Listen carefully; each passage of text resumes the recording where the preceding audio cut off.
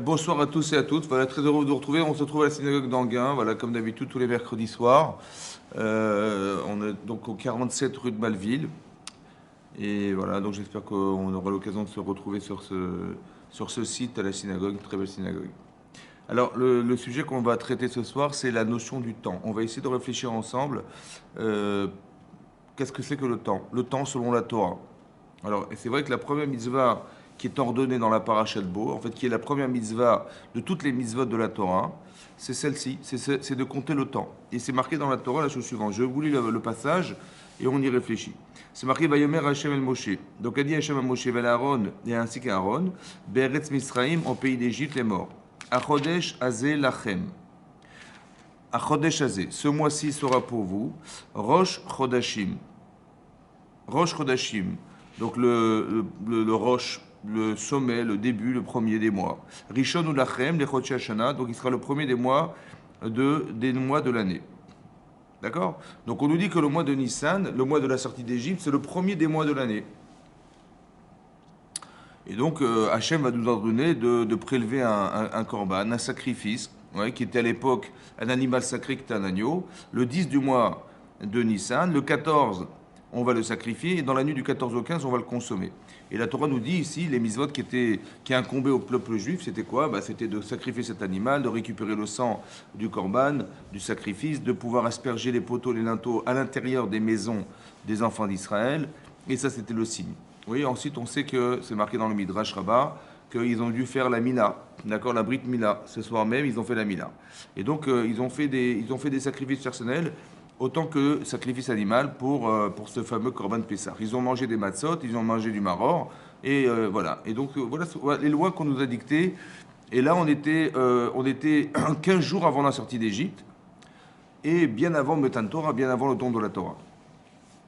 Et là-dessus, on va réfléchir, parce que la première mitzvah de la Torah, oui, comme ça, c'est écrit dans le premier Rashi qui se trouve dans la parasha de Bereshit. C'est marqué Bereshit bara Elokim et Teshameh vet haaretz. Au commencement, Dieu crée le ciel et la terre. Et là, la question est posée. Rav Yitzhak, il pose la question dans le Midrash qui est rapporté par Rashi, qui dit pourquoi la Torah a commencé par la création du monde. Ouais, la Torah nous raconte l'histoire de la création du monde. Elle aurait dû commencer par la mitzvah, la première mitzvah qui incombe au peuple juif, qui était de compter le temps, comme c'est marqué ici dans sa parachat de cette semaine, parachat Bo, c'est marqué Achodesh Azelachem Rosh Chodashim. Ce mois sera pour vous le premier des mois de l'année, et c'est là qu'on a la première mitzvah qui nous incombe, c'était de calculer le temps, de compter le temps. Voilà, il fallait calculer. Voilà, le calendrier juif, il va démarrer à Pessah. Voilà, il va démarrer à ce moment-là. On va sortir d'Égypte, mais auparavant, il fallait préparer ce fameux sacrifice de Pessah, etc. Et toutes les mitzvot qui incombent à ce jour. Maintenant, qu'est-ce que c'est que la notion du temps? Voilà. Et là, la première mitzvah. Pourquoi la première mitzvah de la Torah? C'est une question qu'on doit se poser. La première mitzvah de la Torah, il y a 613 mitzvot. Si on avait mis mettre dans l'ordre, on va dire la coordination des mitzvot, est-ce que vous auriez mis le temps? C'est une question qu'on peut se poser. Parce que le temps, c'est quoi? C'est le côté administratif de la vie. C'est-à-dire que on va se donner des rendez-vous dans le temps, on va calculer la vitesse du temps, c'est-à-dire combien on va passer de temps pour aller de tel endroit à tel endroit. Mais cette notion, c'est une notion virtuelle, c'est une notion organisatrice, on va dire. Mais est-ce qu'elle est fondamentale? Oui, Est-ce qu'elle est fondamentale? Moi, j'aurais pensé que la mitzvah qui incombe, la première mitzvah, avant de commencer à parler de religion et à parler de tout ça, il faut savoir est-ce qu'on croit en Dieu ou pas. Donc la Emouna, on aurait dit, voilà, la Emouna, c'est le démarrage. Tu crois en Dieu, super, alors on va t'enseigner les mitzvot de la Torah. Mais que bon, comment tu vas organiser ton temps dans la mitzvot? Ok, super. Mais c'est plus dans le cadre de comment organiser le temps, comment organiser tes mitzvot dans le temps. Voilà. Mais est-ce que c'est fondamental comme mitzvah, première mitzvah de la Torah? Bon, c'est une question qu'on peut se poser. La deuxième question, c'est le texte. C'est marqué à Chodesh Hazeh Lachem. Ce mois sera pour vous. Alors, en général, Lachem se traduit pour vous. C'est vrai. Lachem veut dire pour vous. Bon, d'abord, qu'est-ce que ça veut dire pour vous? Il faut dire, voilà, la première mitzvah, c'était ça. Mais pour vous, ce mois sera pour vous. Qu'est-ce que ça veut dire pour vous? Bon, à part ça, il y a une autre façon de lire Lachem. Vous savez, c'est marqué dans plusieurs endroits dans la Torah, c'est écrit, par exemple, c'est marqué à Sukkot, on nous demande d'acheter un loulav, d'acheter un etrog, d'acheter de la rava. et d'acheter des hadassim pour faire la mitzvah de Sukkot, qui est de prendre les arba minim, les des 4 sortes de végétation qu'on devait mettre ensemble pour pouvoir faire la mitzvah de l'ulav. Et c'est marqué là-bas, Ulkartem lachem. Vous achèterez pour vous. On traduit pour vous. Mais la Gemara ne traduit pas pour vous. La Gemara d'expliquer que ce loulav et ce hétrog ne doivent pas être volés, ne doivent pas être empruntés le premier jour. Il est marqué Ulkartem lachem beyom arishon. Vous achèterez, on va dire pour vous, ce hétrog, mais la Gemara d'expliquer que lachem ne se traduit pas pour vous, mais à vous. Ça veut dire qu'on doit être propriétaire de son loulav, de son hétrog, de ses hadassim, de ses haravot. Et si elles ont été empruntées, le premier jour, on n'est pas quitte de la mitzvah d'avoir secoué le loulav. Donc lachem ne veut pas dire pour vous, mais veut dire à vous. Ça veut dire qu'il y a une sorte de propriété dans les objets. On doit être propriétaire. Lachem veut dire à vous. On est propriétaire. On ne doit pas être les gens qui vont emprunter ce loulav. On ne doit pas être des gens qui l'ont volé non plus. Ça, c'est une chose à comprendre. Donc lachem ne se traduit pas forcément pour vous. C'est aussi marqué, à Pessah, on a une mitzvah de se débarrasser de tout ce qui est chametz. Vous savez, et c'est marqué, il y a 2 interdictions dans la Torah qui justifient le fait de ne pas posséder du chametz, c'est-à-dire tout ce qui est lié à une fermentation de pain. Oui. C'est marqué lo yirae lecha chametz, que ne soit pas vu lecha. Alors lecha lachem, lecha à toi. Et là-bas, c'est aussi la propriété. On ne doit pas être propriétaire du chametz. Si quelqu'un il avait du chametz de son voisin à la maison, il ne transgresse pas la Torah, parce que ça ne lui appartient pas. Donc le lecha veut dire à toi, mais pas pour toi. Lo yirae lecha chametz, que ne soit pas vu à toi du chametz, chez toi à la maison. Donc ça veut dire que le lecha se traduira à toi et pas pour toi. Oui. Quand on dit lech lecha, on dit pas par pour. Oui, c'est-à-dire il faut que tu sois. Alors c'est vrai que là-bas ça va se traduire pour toi, mais des fois ça veut dire à toi. Et ici on voit que il est écrit dans la Torah, Achodesh hazeh lachem. Achodesh hazeh lachem. Ce mois est à vous. Ça peut se traduire à vous. Et là on a un problème parce que si le lecha veut dire à vous, alors ça veut dire qu'on est propriétaire du temps. Mais nous, la notion qu'on a du temps, on n'en est pas propriétaire. Vous comprenez? Parce que le temps, c'est une notion qui nous traverse. On dit le temps s'égrène. Vous avez vu, il se passe du temps. Là, on a commencé le cours depuis 10 minutes. On ne peut pas rattraper le temps. Et là, on a l'impression dans le texte de la Torah que le temps nous appartient. Ça voudrait dire que le temps, la notion qu'on a du temps, n'est pas forcément celle que la Torah préconise qu'on ait. Comme c'est qu'on était propriétaire du temps. Et là, on voit qu'on n'est pas propriétaire du temps. Le temps, on ne dispose pas du temps. On aurait peut-être été nostalgique de rattraper le temps, mais on ne peut pas, il ne nous appartient pas. D'accord? Donc les événements passés, ce sont des événements passés. Il y a le présent, le passé, le futur. Le passé, on n'en a que le souvenir. Le présent, on le contrôle. Et le futur, on ne le contrôle pas. Ça va, on n'est pas prophète, on a une difficulté à appréhender le futur. C'est pour ça qu'on réfléchit. Parce que le chacham, l'homme intelligent, l'homme sage, il est capable de prévenir l'avenir, c'est-à-dire de réfléchir selon le présent, qu'est-ce que sera l'avenir. D'accord? Mais on est incapable de pouvoir le voir, cet avenir, si ce n'est qu'on est prophète. Mais ça, on ne dispose pas de cette faculté-là. Hachem ne nous a pas donné le droit de voir. Il nous a donné le droit de savoir, de se souvenir, mais de pas de voir dans le futur. On n'a pas cette faculté-là. Mais qu'est-ce que c'est que le temps, finalement? Alors, dans le Rav Dessler, il ramène comme ça. Le Rav Dessler, donc, qui était le mashgiach de la yeshiva de Ponyovitch, dans les années 50, il a dit la chose suivante. En fait, il y a 2 façons de réfléchir le temps. La nôtre, c'est de dire, voilà, cette année, on est en 5782. Vous voyez, on est en 2022. Voilà, on vient de fêter la nouvelle année.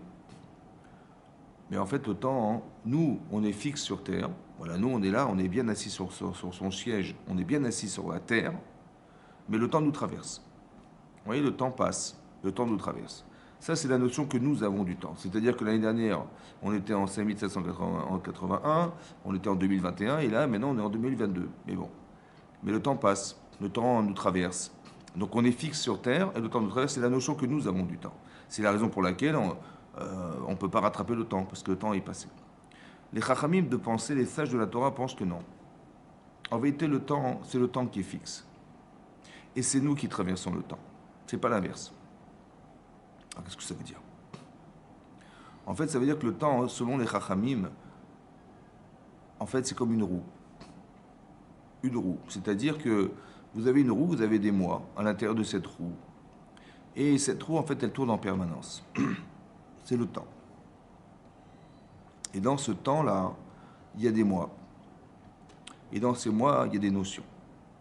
Alors, pour vous donner un exemple, que Hachem, en fait, qu'est-ce qu'on fait tous les ans? En fait, on retraverse le temps. C'est-à-dire que vous avez le mois de Tishri, le mois d'Elul, pardon, le mois d'Elul, le mois de Tishri, le mois de Kislev, le mois de Tevet, le mois de Shvat, le mois de Hadar, le mois de Nissan, le mois de Iyar, le mois de Sivan, le mois de Tammuz, Av, et on recommence à zéro. Et l'année se recommence. Mais en fait, nous, on est fixe sur Terre. C'est le temps qui nous traverse. C'est ce qu'on avait cru au départ. En fait, c'est l'inverse. C'est que le temps est fixe. Le mois est fixe. Qu'est-ce que ça veut dire?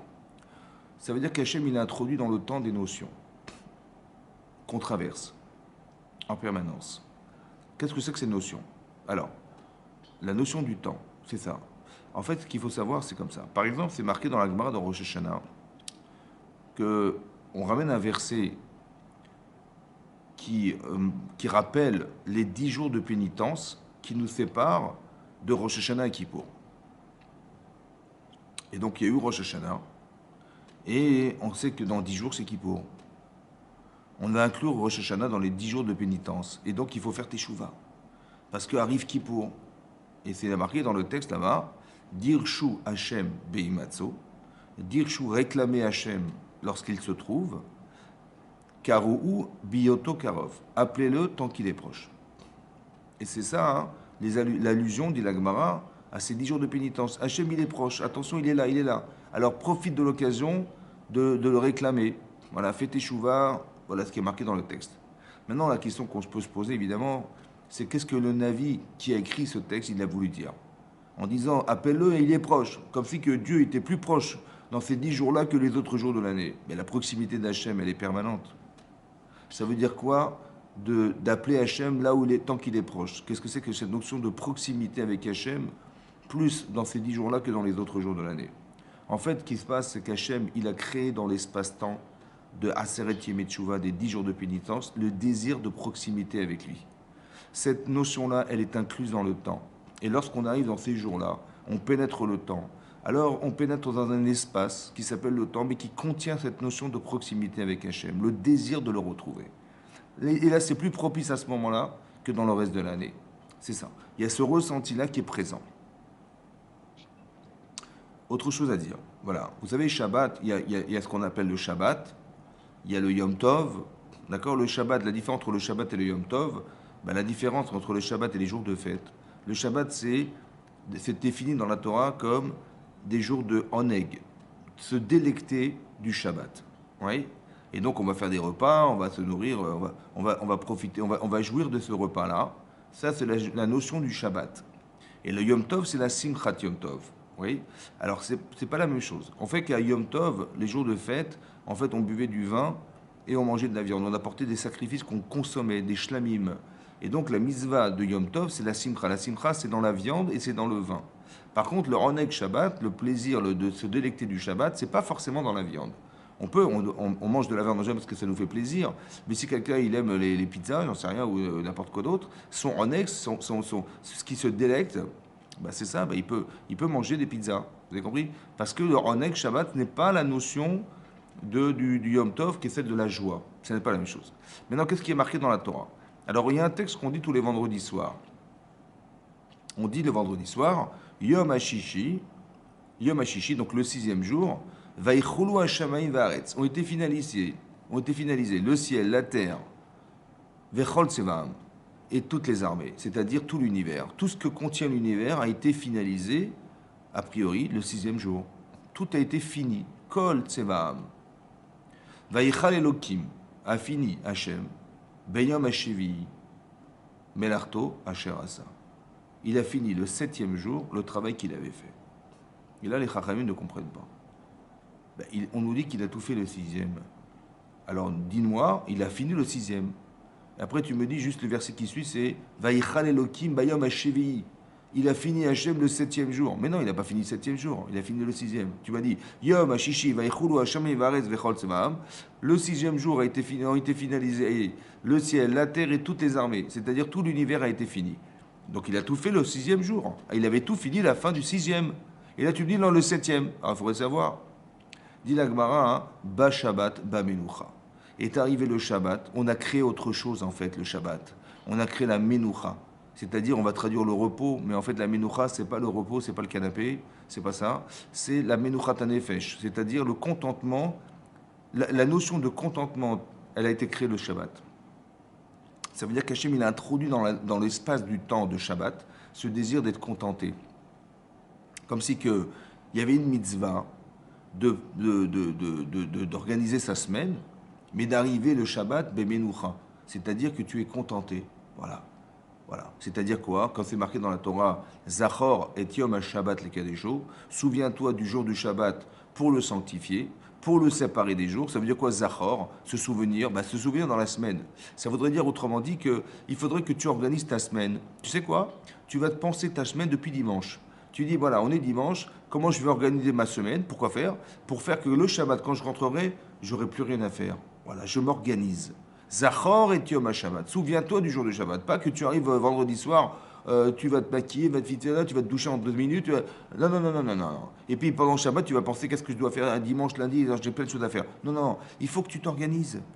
Zachor et Yom HaShabbat les Kadesho. Parce qu'il faut que tu rentres dans le Shabbat Bemenucha. Ça veut dire que tu dis voilà, je suis satisfait de mon travail, je sais ce que j'ai fait cette semaine, super, et je rentre dans le Shabbat, dans un autre monde, celui du Shabbat. Pourquoi c'est comme ça? Parce qu'à petite échelle, ça a duré une semaine, à petite échelle. Et donc j'ai de la satisfaction de ma semaine. Mais il faut voir qu'à grande échelle, il faut qu'un jour j'arrive à la fin de ma vie à 120 ans, ou quand je partirai d'ici, je me dirai voilà, je peux partir Bemenucha. J'ai fait ce que je devais faire. Vous avez compris? Et pas me dire, ouais, attends, le type, il est, je sais pas quoi, il est en fin de vie, ou j'en sais rien, il dit, voilà, mais j'ai pas fini, j'ai plein de choses à faire. Non, non, non. Zachor, rappelle-toi, tous les jours de ta vie, qu'un jour tu vas partir d'ici, il faut que tu partes avec la Menucha. Est-ce que tu as réussi ta vie? Est-ce que tu penses que, fondamentalement, tu es plein de ce que tu dois avoir pour arriver au Lamaba et te dire, voilà, maintenant je vais retrouver Hachem. Est-ce que tu te sens prêt? Est-ce que tu te sens prête? Voilà. Et bien ça se réfléchit déjà. Cette notion-là, elle a été créée le jour du Shabbat. Il faut que j'arrive à la Menucha. Il faut que j'arrive au Lamaba, qui est le jour de la Menucha. Vous avez compris? Le temps de la Menucha. Et ça, c'est des notions qui ont été incluses déjà dans le Shabbat.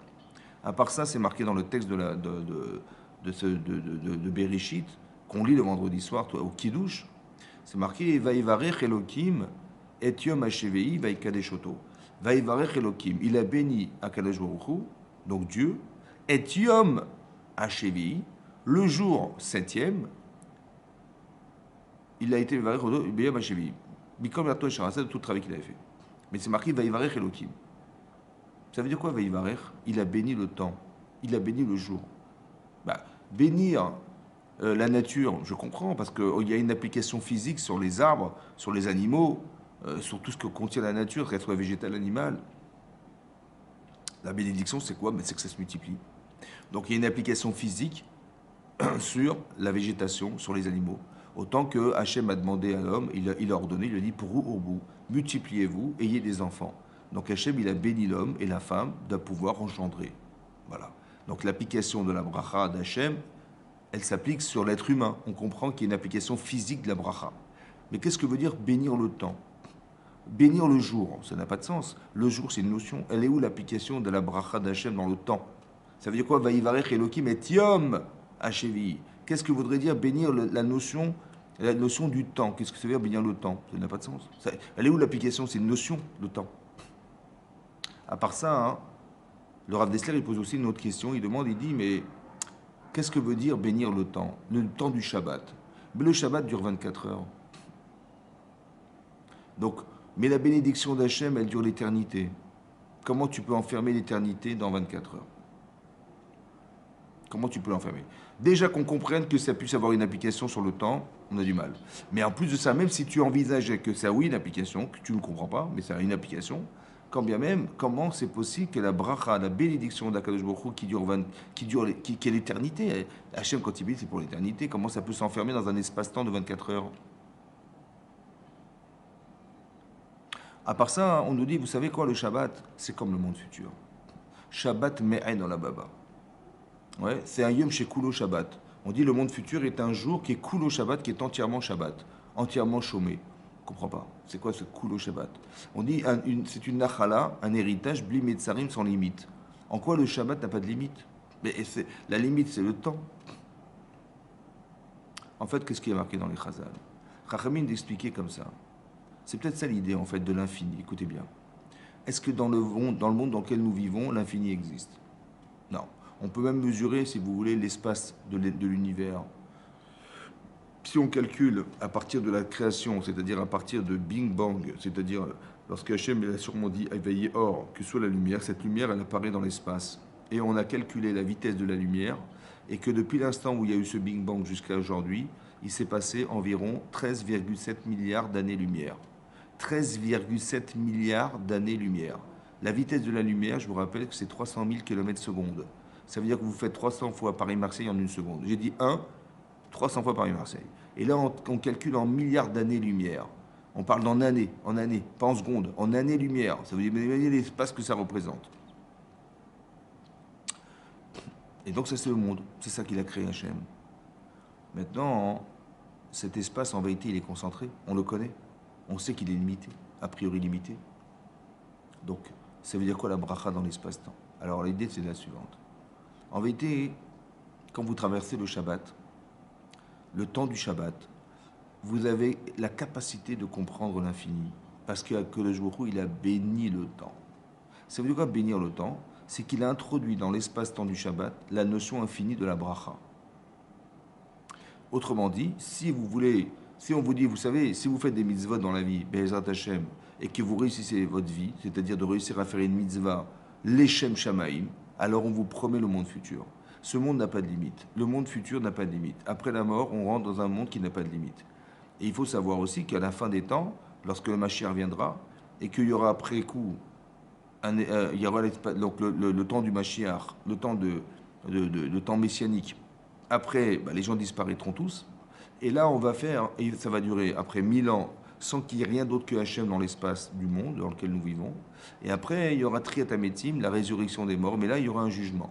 Ayom Agadol Vadora, un grand jugement qui sera grand et redoutable, où là, effectivement, on jugera qui restera pour l'éternité sur la terre. Sous quelle forme? Marloquet, une discussion entre le Ramban et le Rambam. Est-ce qu'il y aura une Neshama, il y aura un corps avec, on ne sait pas. En tout cas, c'est une marloquette, c'est une discussion. Mais il en reste que l'éternité se passera ici, mais bon, ça ne sera pas la même vie qu'on a aujourd'hui. Hein. Mais ça veut dire que vous comprenez que ce qui aurait dû être la vie de Adam Arishon sur terre, elle se réalisera un jour dans l'espace-temps de Triat Hametim, la résurrection des morts. Mais ce que je veux vous dire par là, c'est que c'est une notion infinie. Mais cette notion n'existe pas sur la terre. Elle est comprise, elle est compréhensible, mais elle n'est pas existentielle. Comment ça se fait qu'on arrive à conceptualiser quelque chose qui n'existe pas? Tu dis, on parle en mathématiques d'infini, on parle de mitzvot, la mitzvah est infinie, la neshama est infinie. Mais d'où tu connais cette notion d'infini? Elle n'existe pas, cette notion infinie. Tu sais pourquoi? Parce qu'un jour, tu as traversé le temps du Shabbat. Et dans ce temps du Shabbat était contenue la bracha d'Hachem. Un jour, il a béni Hachem le temps du Shabbat. Et cette notion du temps, elle est infinie. C'est la bracha d'Akadosh Baruch Hu. Alors, elle est dans l'espace-temps du Shabbat. C'est pour ça que quand tu traverses ton Shabbat, tu comprends, tu peux comprendre, tu aspires à comprendre que l'infini existe. Vous avez compris? Autrement dit, il y a quelque chose, des notions qui ont été introduites dans le Shabbat. C'est marqué aussi dans la Gemara, dans Yuma, oui, et c'est rapporté dans le Rambam. Qu'on dit que, vous savez, à Kippour, il faut faire teshuva. Il faut faire teshuva, c'est-à-dire se remettre en question, avoir honte de ce qu'on a fait dans sa vie, ouais, regretter ses erreurs, et après prendre sur soi de ne pas recommencer. Ça, c'est le vidouille. On se repentit devant Hachem à Kippour. C'est un jour de kapara, de l'expiation des fautes. Maintenant, l'expiation des fautes, elle ne se fait pas comme on pourrait s'imaginer. Vous savez que c'est marqué dans les Pirkei Avot, tout ce que tu fais est marqué dans un livre. Kol ma'asecha b'sefer nirtavim. Et donc, on s'imagine que Hachem, il a un livre là-haut, là, il écrit tout ce qui se passe. Ou bien, il a un scribe à côté de lui qui lui écrit tout ce que nous faisons. Donc, tout ce que tu fais, sache que c'est marqué quelque part. En fait, on explique que le sens du livre, c'est pas ce qu'on imagine. Il n'y a pas de livre là-haut, il n'y a rien du tout. Seulement, le livre, c'est quoi? Ouais. Quand on dit que devant Hachem, il y a 3 livres ouverts à Rosh Hashanah, par exemple, c'est quoi ces livres? On a expliqué que les livres, comme ça explique le Yarbetz, il dit que le livre, en fait, c'est la conscience humaine. À l'intérieur de vous, il y a une conscience dans laquelle est inscrit tout ce que vous faites. Tout ce que vous pensez, tout ce que vous faites de façon consciente ou inconsciente s'inscrit en vous. Et bien, c'est ça le livre. En fait, le livre, c'est la conscience. Et donc, qu'est-ce qu'on explique là-bas que, comment vous dire, que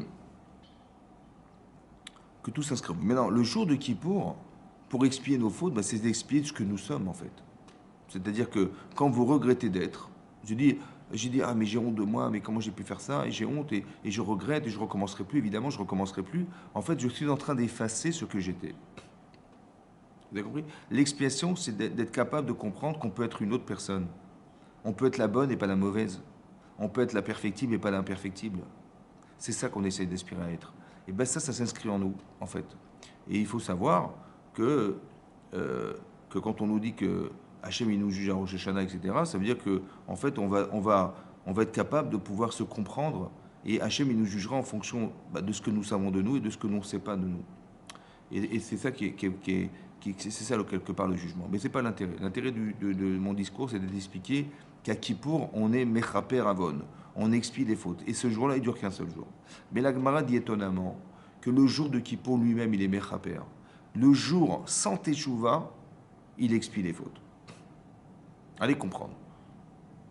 Sans que vous soyez intervenante ou intervenant dans votre pensée, dans votre réflexion, dans votre introspection, déjà le jour de Kippour est Mechaper. Et la Gemara amène une preuve.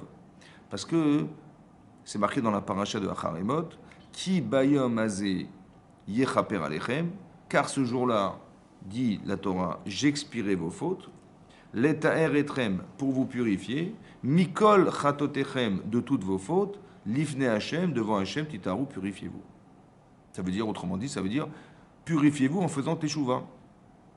Donc le nettoyage, on le fait soi-même. Mais Hashem dit, Ki bayom azé, car ce jour-là, j'expirai vos fautes, pour vous purifier de toutes les fautes, devant Hashem, purifiez-vous. Mais moi, on relève, on demande, on dit, mais la formulation de la phrase, elle est étonnante, parce qu'il aurait mieux valu dire, faites teshuva, l'ifne Hashem titaru, parce que c'est le jour où Hashem expie nos fautes. Pourquoi c'est marqué Ki bayom azé yechaper alefrem, car ce jour-là, j'expirai vos fautes, alors qu'on n'a pas fait teshuva dans le texte. Alors c'est de là qu'on a tiré, c'est de là que la dit que ce jour-là, c'est un jour d'expiation de fautes. Ça veut dire quoi? Comment le jour, il peut être Mechaper Avon? Comment le jour lui-même, il est Mechaper Avon? Il expie nos fautes, ça n'a aucun sens. Qu'est-ce que ça veut dire? Comment ça se comprend? Alors, il faut dire comme ça. Le jour de Kippour est Mechaper, c'est-à-dire que Akadosh Baruch Hu, dans le Yom à Kippourim, dans le jour de Kippour, il a donné envie,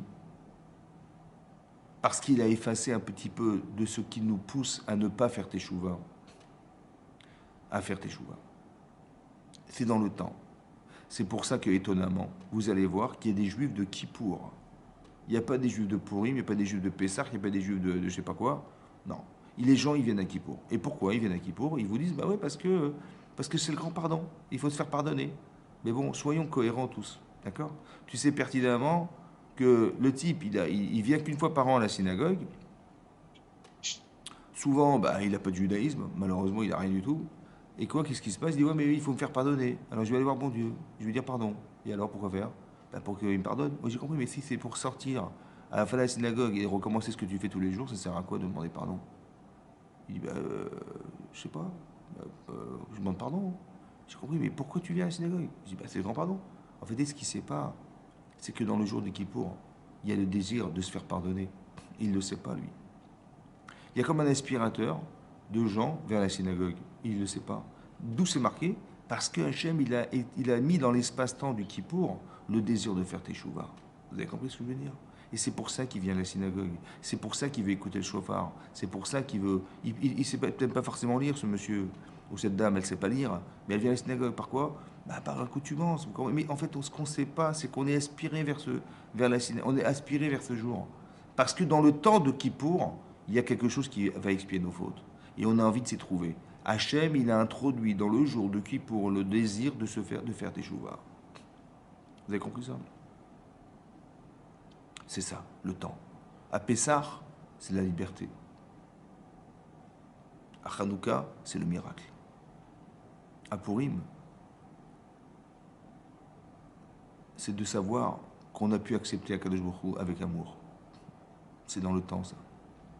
Ça veut dire que si vous voulez réfléchir à ce que veut dire être libre, Ça ne va pas se passer au mois de décembre, ni au mois de janvier, mais ça va se passer au mois de Pessah.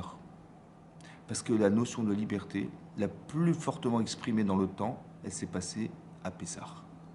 Ça veut dire qu'on est arrivé à des situations de vie où lorsqu'on est sorti d'Égypte, on a cristallisé dans l'espace-temps de Nissan le désir de liberté, le ressenti de la liberté. Lorsque la mer s'est ouverte, on a fait la chira.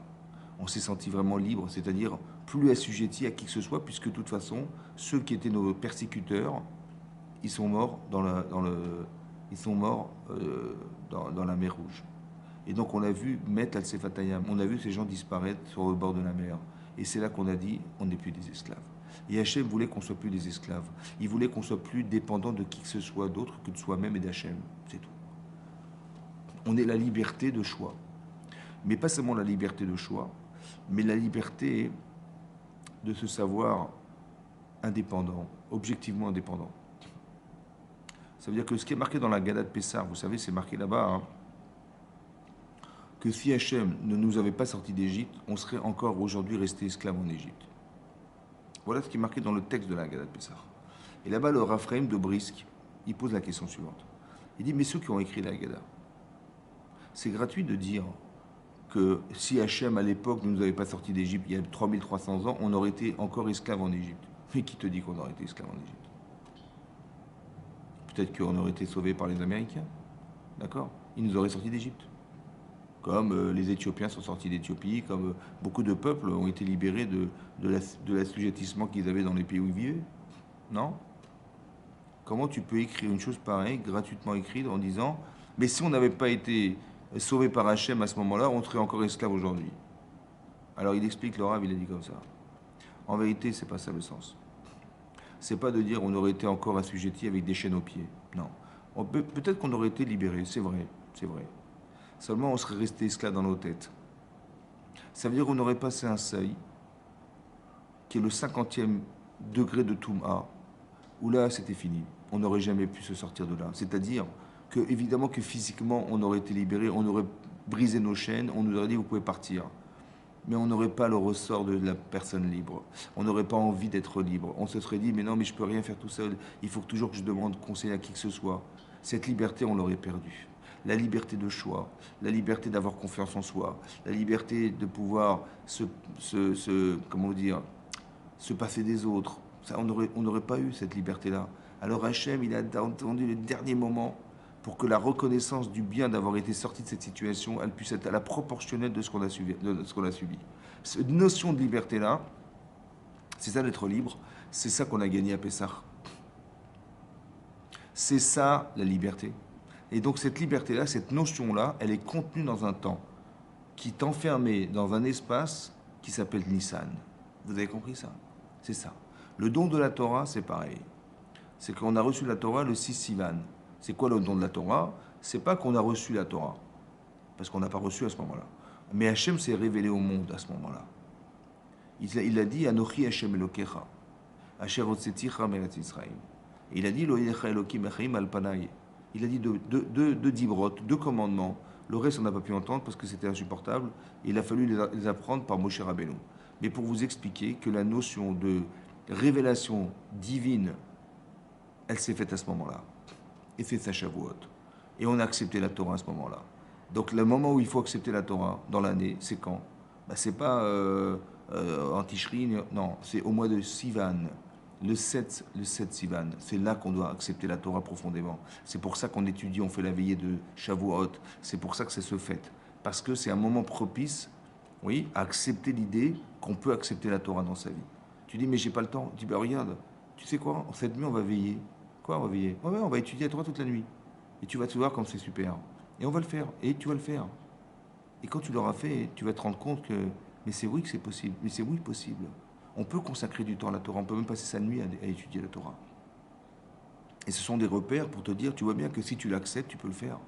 L'acceptation de la Torah, c'est possible. Mais c'est plus propice à ce moment-là que dans le reste de l'année. D'où tu sais? Parce qu'Hachem, il nous a donné la Torah à ce moment-là. Et c'est à ce moment-là qu'on a dit Naaseh Venishma. Naaseh Venishma. Je ferai tout ce que tu demanderas et je l'accepterai et je le comprendrai. Ça va? Ça veut dire que ces notions-là, elles sont introduites dans l'espace-temps de Shavuot, etc., etc., etc. Vous avez compris? La notion du temps, c'est très important. Maintenant, on va tomber dans un paradoxe. Pourquoi? Parce que par exemple, à Pessah, on nous demande de manger des matzot. On nous demande de manger du maror. On nous demande de faire des mitzvot de Pessah, de dire la Haggadah de Pessah, de raconter la sortie d'Égypte. Maintenant, pourquoi vous mangez des matzot? Pourquoi on mange des galettes à Pessah? Parce que dans le texte de la Haggadah, c'est marqué, parce qu'ils n'ont pas eu le temps. Loïspik batsekam leachmitz. Ils n'ont pas eu le temps de laisser monter la pâte. Et donc, on n'a pu faire que des galettes. Voilà, la pâte n'a pas gonflé, donc on n'a pas les chalots de Shabbat comme on a l'habitude de manger, mais malheureusement, on n'a eu que des galettes. On n'a pas eu le temps de laisser monter la pâte. Et c'est marqué dans le texte de la Torah que dorénavant, vous shmartem et matzot. Attention, il faut que vous gardiez les matzot. Ça veut dire quoi, garder les matzot? Ça veut dire que faites attention de ne pas laisser la pâte gonfler plus de 18 minutes. Parce que la différence entre la matzah, la galette et le chametz et le pain, c'est cette fameuse frontière de 18 minutes. Que si je laisse une pâte gonfler 18 minutes, elle devient du chametz, c'est ça, hein. Ce chametz-là, ce pain-là, on ne peut pas le consommer à Pessah. Et si quelqu'un le mange, il est condamné à karet, c'est-à-dire retranché du monde futur. C'est tellement, tellement grave de manger du pain à Pessah. Allez comprendre. À part ça, hein, on mange du maror. Pourquoi? Parce que Imariru et Trayem. Parce que notre vie a été amère en Égypte. Alors il faut se souvenir de l'amertume. Pas de l'amertume, hein, non, de l'amertume, ouais, qui était la nôtre en Égypte. Alors on mange du maror, des choses amères. Et c'est pareil, on mange des matzot, du maror. On va fêter Pessah, on va raconter la sortie d'Égypte. Mais dans le texte de la paracha de cette semaine, c'est marqué que Hachem il a ordonné à ce que on prélève un korban, qu'on va sacrifier le 14 et qu'on mangera à la matzot umrorim yochlu'u. C'est marqué clairement, on va le manger, on l'a mangé à l'époque avec des matzot et avec du maror. Mais non, là on comprend plus rien. Parce que si nous on mange du maror et on mange des matzot en souvenir de ce que eux ils ont mangé, parce que c'était difficile, ils ont une vie, les chémonies c'est du pain de pauvre, mais eux ils ont mangé des matzot, mais ils ont mangé du maror. Mais est-ce qu'ils ont dû manger du maror, vous croyez, parce qu'ils avaient une vie amère? Mais non, ils n'ont pas besoin de se souvenir de ce qu'ils ont vécu à 5 minutes. Donc ça veut dire quoi manger du maror?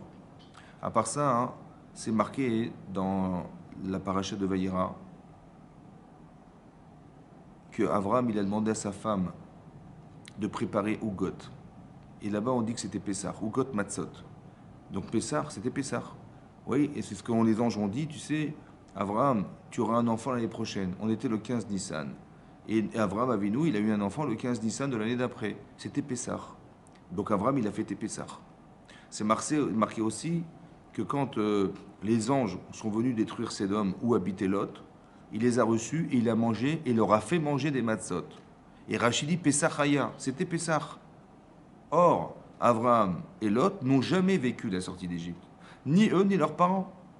Donc qu'est-ce que veut dire se souvenir de quelque chose qui dans l'histoire a un jour été vécu alors qu'eux ne l'ont jamais vécu? Comme si qu'il y avait autre chose dans les matzot et dans la mitzvah, quelque chose autre que ce qu'on a pu croire, qui était le souvenir d'un événement.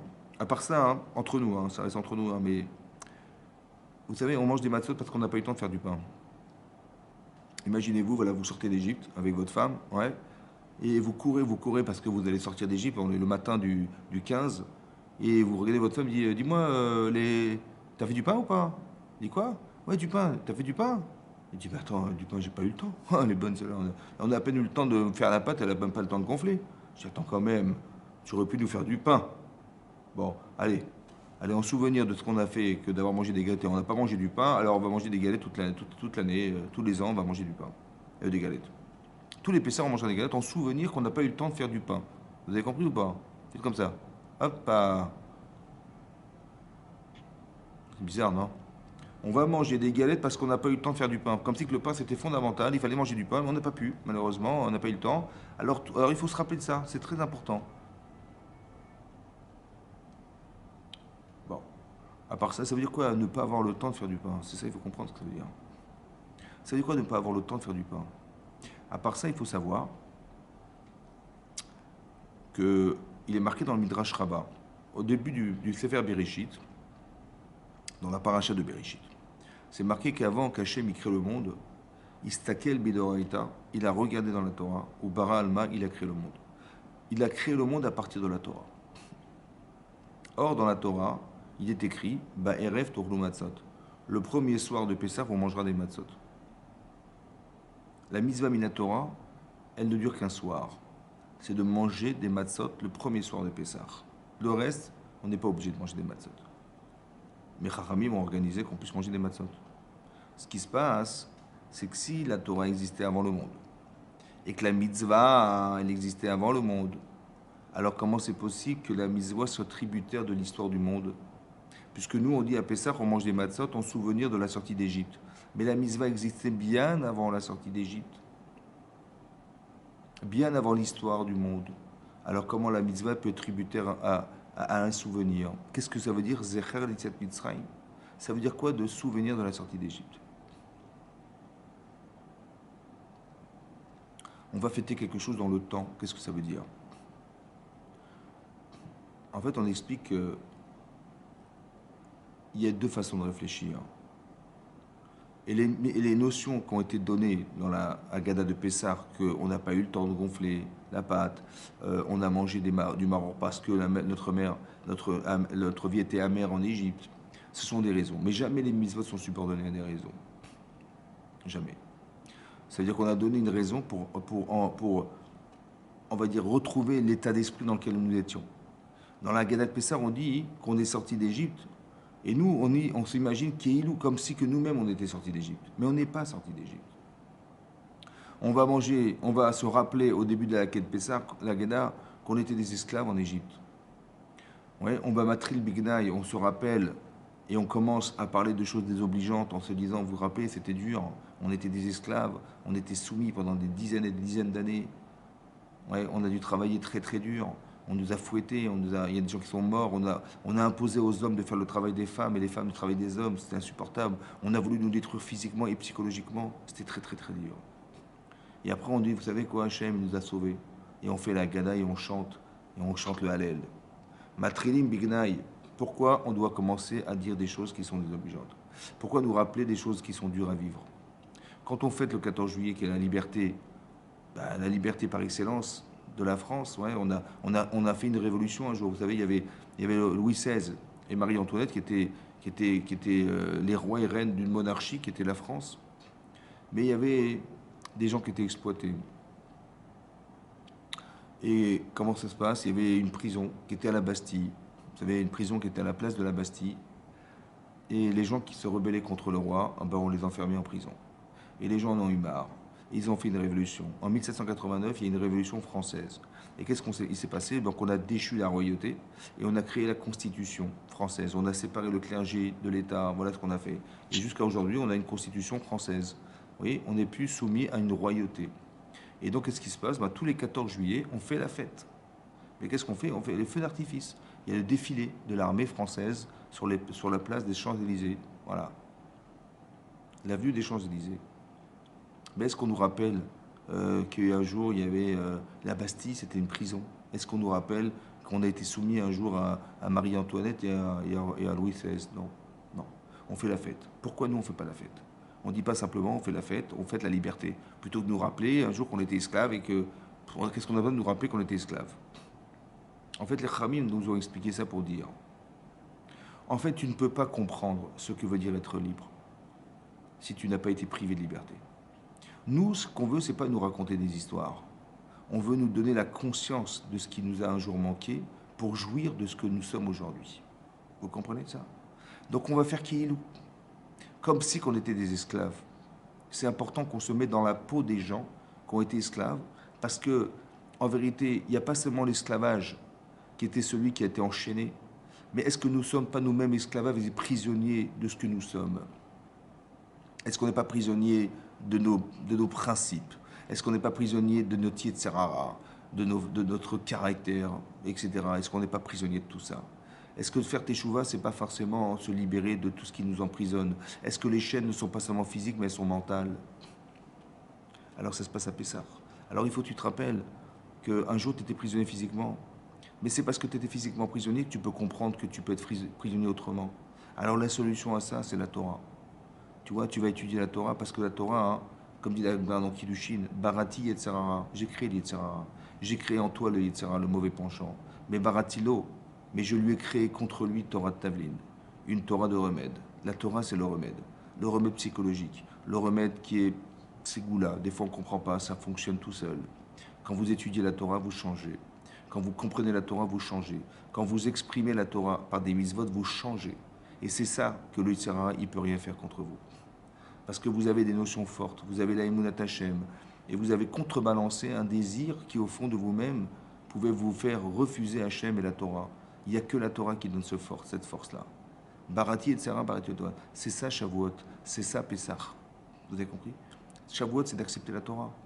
Mais ça ne pouvait pas se faire si on n'était pas sorti d'Égypte, si on n'était pas reconnaissant de tous les miracles qu'Hachem nous a fait. Ce temps vous appartient. C'est ça, Chodesh Azelachem. Il est à vous. Il est là près de vous. Le temps, en hébreu, ça se dit Zman. Mais une azmana, qui est la racine du mot Zman, c'est une invitation.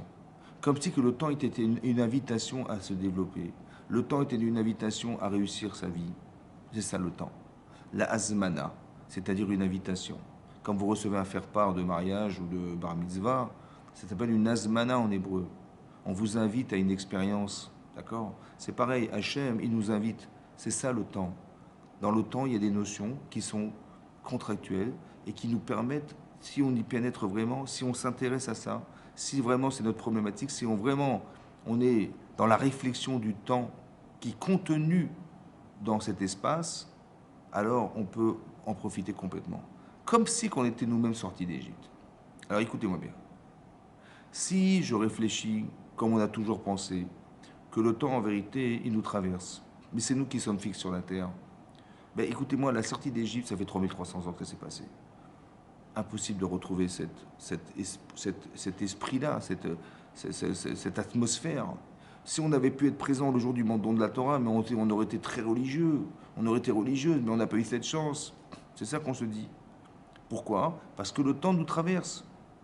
Et on ne peut pas rattraper le temps. C'est fini, c'est trop tard. Mais si on explique que non, que le temps en vérité, il est présent. Tout ce qui a été vécu dans l'histoire se retrouve aujourd'hui, dans l'espace-temps que tu traverses. Alors tu n'as pas besoin d'être nostalgique, puisque c'est présent. Ça veut dire qu'on peut retrouver les mêmes sensations qu'on a eues le jour du matin de Torah. On peut avoir les mêmes sensations si on arrive avec la force imaginaire qu'on peut avoir. Quand on raconte la sortie d'Égypte, on va se dire comme si que nous-mêmes on était esclaves. Et si on avait été esclaves de Pharaon, et si on avait, imaginez-vous, voilà, avec votre imagination, vous faites un film et vous vous imaginez qu'on était esclaves. Il y a des gens qui se déguisent en esclaves pour s'imaginer encore plus encore. Et on raconte à nos enfants, et on s'imagine, et on parle, et on discute, et on voit tout ce qui a pu se passer. En fait, on est en train de vivre une atmosphère qui était celle de l'époque. Eh bien, les aptitudes qu'on peut avoir, elles sont exactement les mêmes que celles qui avaient été ceux des Hébreux à l'époque. Rien n'a disparu. Ce temps vous appartient. À Chodesh Azelachem. C'est ça qu'Hachem nous a donné. Le temps, cette notion du temps. Ça, c'est la première approche que je voulais vous apporter. La deuxième approche, elle est plus selon la Kabbalah, c'est-à-dire selon ce qu'on a reçu de Rabbi Shimon Bar Yochai. Le Rav Dessler, il ramène au nom du Harvé Nachal la notion suivante. Écoutez-moi bien. Vous avez un corps, mais vous avez une neshama. Cette neshama, elle contient en elle ce qu'on a dit des invitations. C'est-à-dire que si on devait le comprendre de cette manière, que ce que vous voyez à l'extérieur de vous n'est qu'une projection de ce que votre neshama vous révèle. En vérité, il n'y a rien. Ce que je vous dis là, c'est un des secrets de la Torah. Attention. La réalité que vous voyez en face de vous, c'est la projection de ce que votre neshama vous envoie. Alors le Rav, il dit, c'est un petit peu comme le cinéma, c'est-à-dire que vous avez un projecteur d'images, qu'en fait c'est une lampe qui éclaire des images qui défilent. Maintenant, pour faire une seconde d'image, il faut 24 images. Ça veut dire que vous avez quelqu'un qui va lever le bras, il va le baisser, ça prend une seconde. Il faut 24 images pour représenter, si vous voulez, le déplacement du bras de haut en bas. Ça va? Maintenant, la projection d'image, comme si que les images sont en vous. Et ce que vous voyez dehors, ce sont que des opportunités de réussir, de faire de vous quelque chose. D'accord? Maintenant, ce que votre Neshama projette, c'est ce qu'on appelle le temps. Ce qu'on appelle, nous, on traduit ça par des secondes, ou des minutes, ou des heures. En vérité, non. Ce n'est pas cette notion du temps qu'on a. C'est celle de la projection d'image qui se passe seconde par seconde, en fait. Oui? Et les mouvements que vous voyez devant vous sont des images. Maintenant, qu'est-ce que c'est que la liberté? Et qu'est-ce que c'est que la mitzvah? Alors, on étudie la Torah dans l'objectif d'avoir le bon regard. C'est-à-dire, j'étudie, et ça, je sais que c'est une mitzvah. Je l'ai appris. Et ça, je sais que c'est pas une mitzvah, c'est une avéra. Je l'ai appris. Voilà, ça c'est tentant, mais c'est pas cachère. Ça c'est tentant, mais c'est interdit. Ou ça c'est tentant, mais c'est cachère. Et ça c'est tentant, et c'est une mitzvah. Alors, vous savez ce qui va se passer? C'est que quand j'ai agi dans le temps qui m'incombe devant moi, j'ai fabriqué un ange. C'est ça que l'Agmara, elle dit là-bas, que l'Agmara dans Brachot, que quand quelqu'un décède, il est précédé par des anges. Les anges, en fait, c'est la réaction que vous avez eue au moment de votre acte dans l'espace-temps qui vous incombe. Vous avez créé quelque chose, c'est un choix. Soit vous avez fait un choix positif qui s'appelle une mitzvah, soit le contraire, chas shalom. Soit je crée un ange positif, soit je crée un ange négatif. Soit je crée un ange défenseur, soit je crée un ange accusateur. Pour ça que c'est marqué partout dans le Zohar, par exemple, c'est marqué que quand Avraham Avinu, il a fait la Akedat Yitzhak, c'est marqué dans la Torah clairement qu'il y a un ange qui lui a dit stop, arrête-toi, ne touche pas cet enfant. D'où il sort cet ange? Le Zohar explique qu'il est né de la mitzvah qu'avait faite Abraham. On crée des anges. Quand vous avez de la satisfaction, eh ben c'est l'ange que vous avez créé qui pénètre en vous et qui vous donne envie d'en refaire d'autres mitzvot. Ce sont des anges, en fait, des notions spirituelles. Explique le Rav Dessler qu'en vérité, le temps c'est quoi? C'est la projection de ce qui sort de vous. Seulement, il faut avoir les bons yeux, les bonnes lunettes pour bien voir. Vous avez compris? Ça, cette opportunité, elle est bonne. Celle-là, elle est moins bonne. Il faut faire attention. C'est ça, le temps. Le temps vous appartient. Ça peut voudra dire que, en fait, on va rejoindre un jour, à la fin de sa vie, oui, tout ce que les images qui étaient en moi, elles sont projetées et que j'ai eu l'opportunité de réaliser. C'est ça que je vais rejoindre un jour. Vous avez compris? C'est pour ça que l'étude de la Torah est fondamentale. Parce que c'est la seule manière de savoir ce qui est vrai de ce qui est faux. Comment vous voulez savoir? Il n'y a que l'étude de la Torah qui peut permettre. Et donc on étudie la Torah, on étudie la Lacha, pour savoir dans toutes les nuances qui puissent exister le plus profondément possible, parce que c'est tellement fin, c'est tellement subtil. Quand on fait des cours de Torah, c'est d'expliquer des fois la subtilité qui est dans le Yetzer Hara, qui nous trompe des fois, c'est incroyable. Il est malin, ça va? Et nous aussi, on doit être malin, on doit être intelligent, on doit être sensible, on doit savoir construire sa vie, c'est ça. Et donc c'est ça qui va faire la différence. Et bien cette notion du temps, en fait, c'est celle que vous contenez en vous. Achodesh Hazel Lachem, ce temps vous appartient. Il est en vous, en fait. C'est ça que la Torah voulait nous dire. Mais ça ne pouvait pas se faire ça pouvait se faire qu'avant qu'on ait reçu la Torah. Pour nous expliquer que je vais vous donner la Torah maintenant. Mais sachez que le programme, il est en vous. Achodesh Hazel Lachem. On a tous une vie différente, chacun. Mais ce que vous voyez, votre vie, ce qui vous entoure, en fait, n'est qu'à l'image de ce que vous êtes. Ce que Hachem, il aurait voulu que vous soyez. Et donc, des fois, hein, cette remise en cause, ou alors cette opportunité de faire, ou de se refuser à faire. Il y a des choses dans la vie où il faut refuser. Il ne faut pas faire. Ouais, comme on est arrivé devant la mer Rouge, et qu'on a eu tous peur, hein, parce qu'on a vu les Égyptiens arriver. Ce qu'il ne faut pas dire, et ce qu'il ne faut pas faire, c'est de se plaindre. Et de dire, mais qu'est-ce qui nous arrive? C'est très difficile, hein, mais il ne faut pas faire ça. Donc il faut te refuser à ça. Il y a Youssef, il est attiré par une femme. Ben, c'est tentant parce qu'elle lui court après. Puis son mari n'en saura rien, vous comprenez, c'est pas grave. C'est tentant, hein, mais c'est interdit. Alors il faut savoir dire non. Et Yosef, il a dit non. Mais il a dit non fortement. Tellement fortement que ça a permis, dit le Midrash, dans Parashat, dans le Teilim, que la mère, elle a vu et elle s'est écartée. Ra ayam vayanos. C'est ce qu'on dit dans la Hallel. Le Midrash demande, mais qu'est-ce qu'elle a vu? Elle a vu le tombeau de Yosef. Et qu'est-ce qu'elle a vu dans le tombeau de Yosef? Ben, elle a vu que Yosef, il s'est sauvé. Vayanos. Alors elle s'est sauvée aussi. La force de la mitzvah. Vayanos mipneanas. Elle s'est écartée, elle, pour sauver 3 millions de personnes qui allaient être massacrées par les Égyptiens. Le mérite que la mer s'ouvre, c'est le mérite d'une mitzvah. Parce que Yosef, il s'est réfugié avec cette femme, il a couru, il s'est sauvé. Et ça a permis de sauver des millions de personnes. Vayanos mipneanas. Elle s'est écartée de la mer parce qu'il s'est écarté. Il a permis au clan d'Israël de survivre. Vous avez compris? Ça, c'est la force d'une mitzvah, ça. C'est énorme. Mais ça, c'est l'opportunité. Mais la difficulté, en vérité, elle est de comprendre ces principes. De dire, quand tu te donnes, en vérité, tu ne te rends même pas compte que quand tu fais un effort sur toi-même, tu permets à Hachem de lui permettre à lui de faire des efforts pour toi. Lorsqu'on est sorti d'Égypte, on n'est pas sorti comme ça. Hachem, il a dit à Abraham, voilà, tes enfants, ils vont passer 400 ans en exil. Et on compte depuis la naissance de Yitzhak jusqu'à la sortie d'Égypte. Mais ils sortiront vers Rouge Gadol, avec des grandes richesses.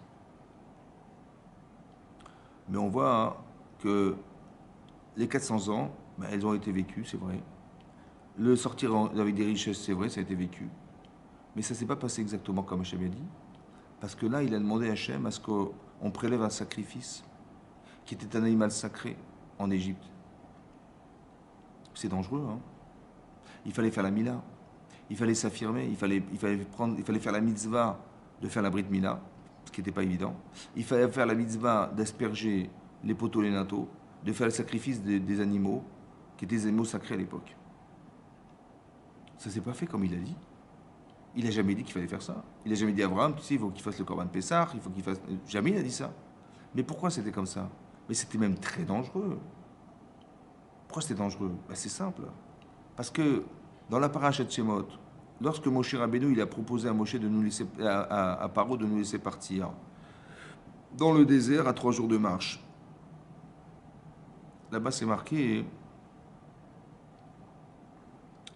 que Paro il a dit mais non, mais pourquoi vous allez faire des sacrifices à 3 jours de marche? Faites-les là. Il a dit on ne peut pas.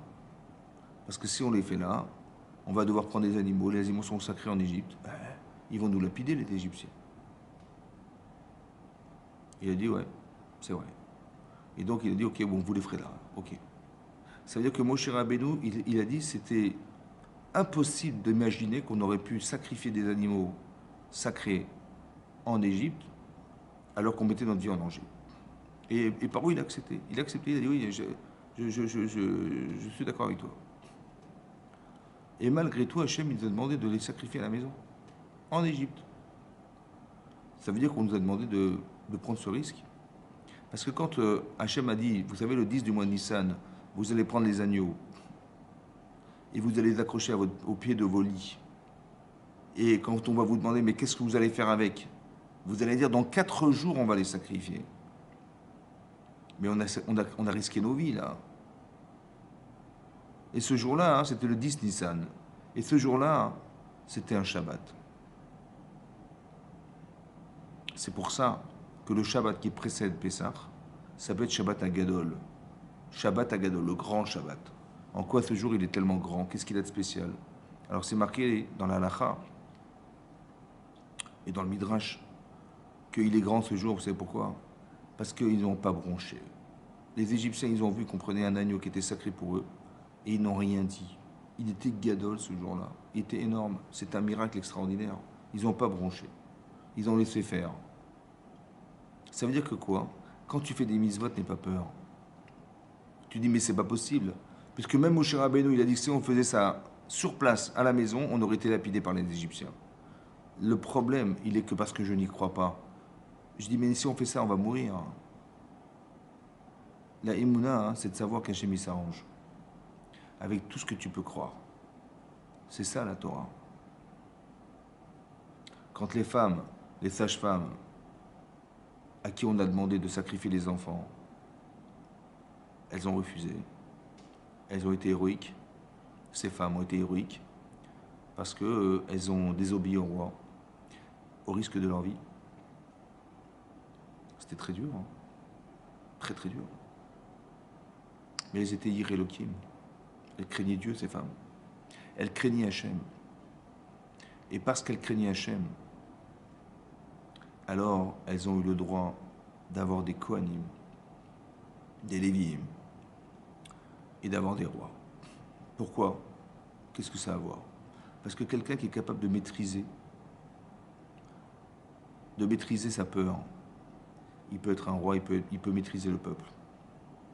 Quelqu'un qui est capable de faire le shalom, c'est-à-dire de laisser vivre au détriment de ce qu'avait décidé le roi de tuer, de ne pas écouter la royauté dans le but de faire vivre des enfants qui devaient mourir, alors il mérite de faire le shalom un jour dans le peuple juif.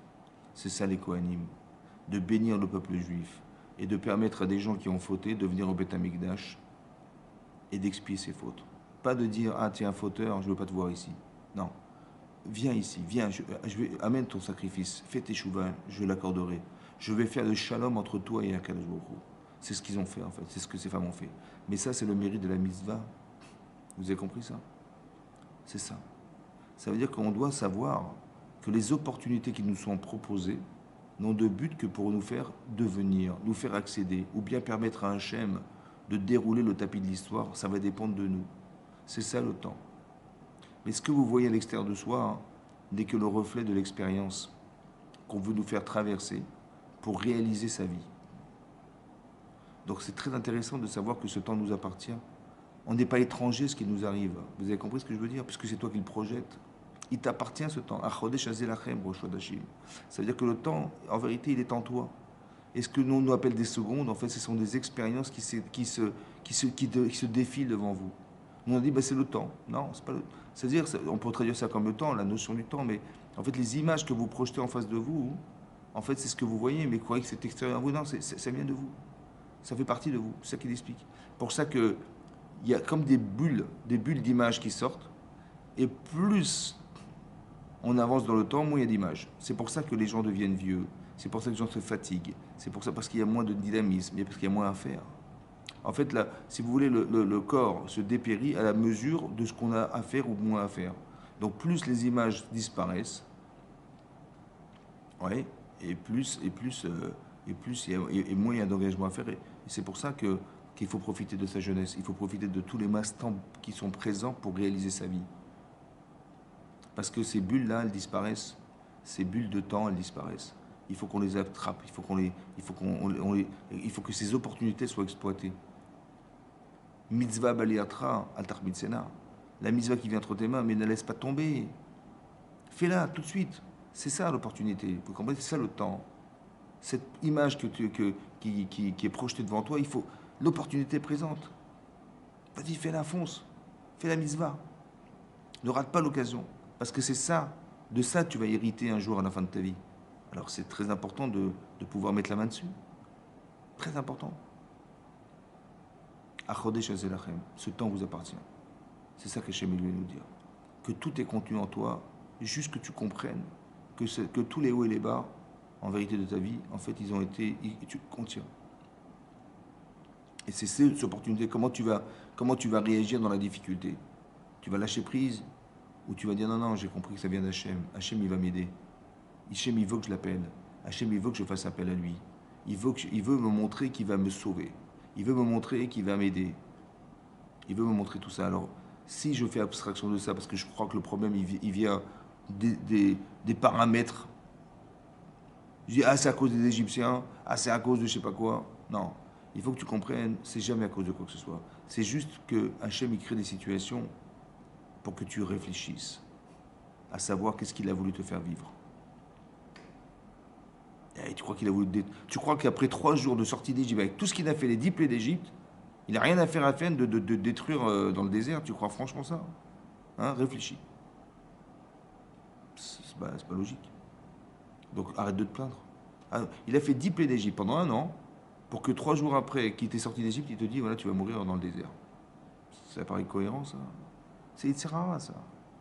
Mais tu dis, mais c'est ce que je vois, je suis pas fou. Non, c'est pas ce que tu vois, c'est ce qu'on voudrait te faire croire. Maintenant, si tu pries, tu vas voir ce qui va se passer. Tu vas voir. Tu vas voir une chose que tu n'aurais même pas imaginé possible. La mer va s'ouvrir. Ben, elle va comprendre, va. Mais ça dépend, combien tu t'accroches ou pas. C'est ça l'opportunité. C'est ça le temps. C'est ça ce que tu projettes. Ces occasions-là, hein, il faut les créer. Et Hachem, il les crée pour nous. C'est ça. Mais ces occasions, elles font partie de nous. C'est ce qui se projette au-dessus de nous. Voilà. Qu'Hachem y fasse qu'on ait bien ces notions claires en soi et qu'on profite de ces occasions de temps justement à exploiter pour que notre Olam Haba soit à la proportionnelle de tout ce qu'on contient en nous, Ben Hachem. Merci beaucoup, Razak. Merci de m'avoir suivi. Amen. Merci, Rav.